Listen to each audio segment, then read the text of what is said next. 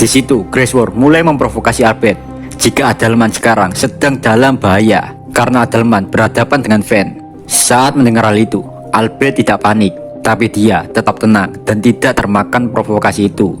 Albert mengatakan jika tuannya yaitu Adalman tidak akan kalah semudah itu karena Adalman lebih kuat daripada dirinya. Strategi memprovokasi lawan telah gagal. Grace War pun mulai mengangkat pedangnya. Apakah kau yakin dengan ucapanmu? Kalau begitu, Van mungkin bisa menikmati pertarungannya. Jadi di sini aku juga harus segera menghabisimu.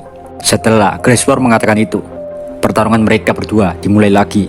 Mereka berdua terus saling beradu pedang, sampai-sampai mereka tidak menyadari kalau daerah di sekitar mereka telah mengalami banyak kerusakan. Sedangkan di satu sisi, Adalman terus memikirkan strategi untuk menghadapi Van. Adalman juga mengetahui jika Van memiliki kekuatan anti sihir. Makanya tadi, Van mampu dengan mudah menembus pertahanan Adalman.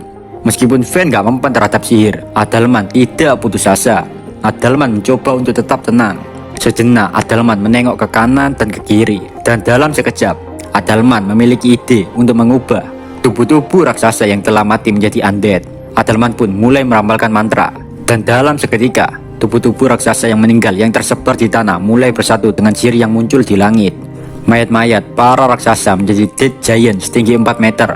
Kekuatan bertarung Dead Giant juga jauh melebihi kekuatan yang mereka miliki saat mereka hidup. Dan kini 1000 Dead Giant yang sudah tercipta siap meratakan para musuh. Yari-yari.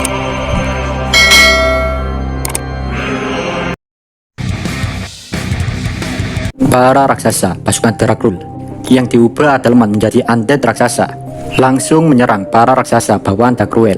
Meskipun mana sihir Adalman telah habis setelah menggunakan Healing Rain, Adalman mencoba bersikap tegar, seolah-olah jika dia masih bisa bertarung.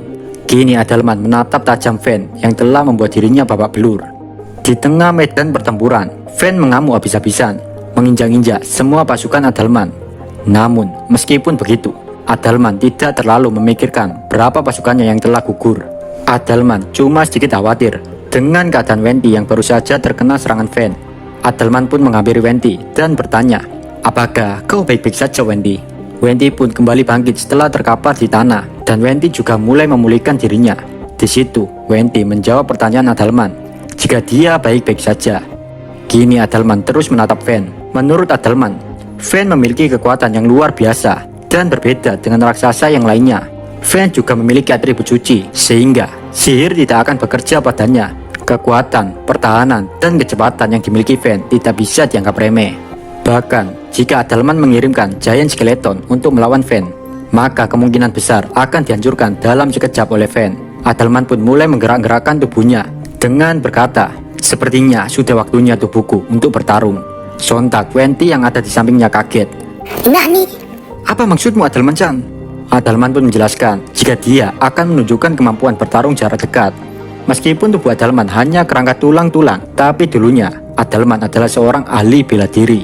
Walaupun Wendy dijelaskan Adalman jika dulunya Adalman adalah seorang ahli bela diri, entah kenapa Wendy masih bingung karena keadaan Adalman sekarang hanyalah tulang belulang. Wendy bertanya, "Kau tidak benar-benar berniat bertarung melawan raksasa dengan tangan kosong kan, Adalman-chan?" Namun Adalman menganggukkan kepalanya, yang berarti dia benar-benar serius akan melawan para raksasa dengan kemampuan bela dirinya. Adalman pun memberitahu rencananya kepada Wendy. Rencana pun mulai dijalankan. Adalman mulai merasuki tubuh Wendy. Wendy merupakan Dead Dragon, yang dengan kata lain, kekuatan fisik Wendy sudah pasti kuat. Setelah pergabungan itu selesai, Wendy berubah menjadi seorang pria berambut hitam dengan mengenakan pakaian pendeta berwarna hitam. Di situ Adalman sangat bahagia karena telah mendapatkan kemampuan fisik yang luar biasa. Ho, setelah sekian lama aku menunggu hari ini. Jika begini, mungkin aku bisa mengimbangi Zekion Dono dalam berduel.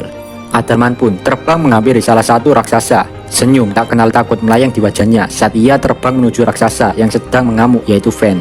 Di lain cerita, Guy dan Chloe telah dikunci dalam pertempuran selama 3 hari berturut-turut. Tidak ada di antara mereka berdua yang mengalami luka yang serius. Mereka berdua terus bertarung untuk mencari celah untuk mengalahkan satu sama lain.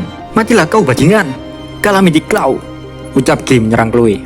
Tapi dengan mudah, Chloe berkata, "Naif sekali kau, Guy." Chloe pun menangkis serangan Guy dengan pedangnya. Setelah menangkis serangan Guy, Chloe bergerak untuk melakukan serangan balik. Tapi anehnya, Chloe tiba-tiba batuk berdarah. Perlahan, darah mengalir dari mata dan hidungnya. Jadi serangan Gi adalah serangan virus, Pak. Meskipun berhasil ditahan Chloe, selama Gi bisa melakukan kontak fisik dengan musuhnya, maka serangan virus itu bisa langsung menyebar di tubuh si korban.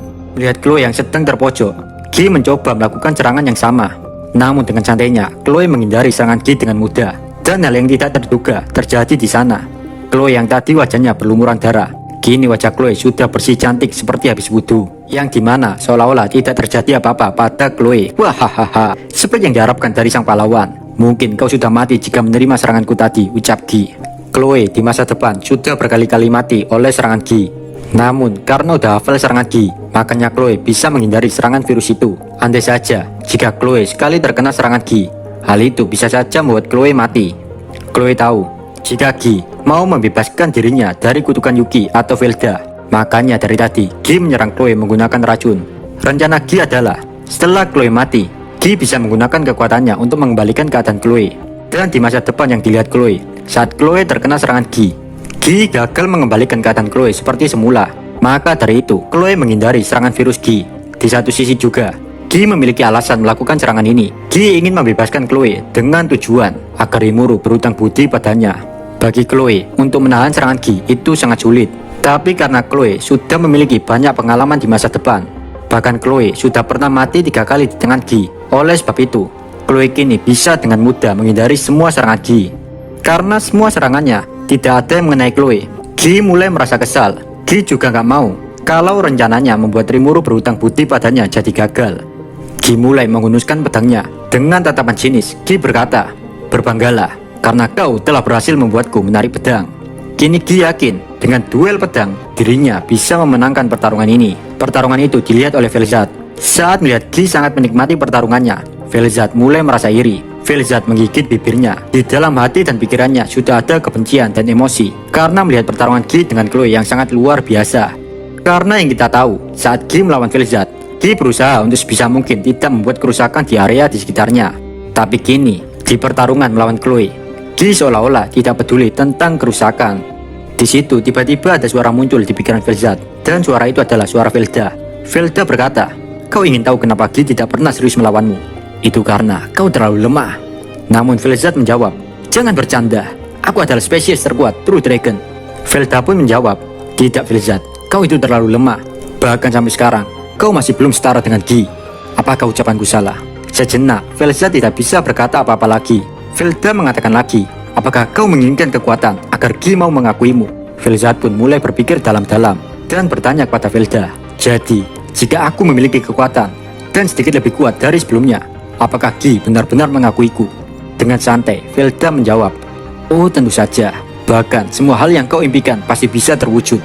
Karena bujuk rayu dari Velda si jahanam, Velzat pun tergiur untuk mendapatkan kekuatan secara instan. Kekuatan. Beri aku lebih banyak kekuatan. Ucap Desan Velzat meminta kekuatan pada Velda.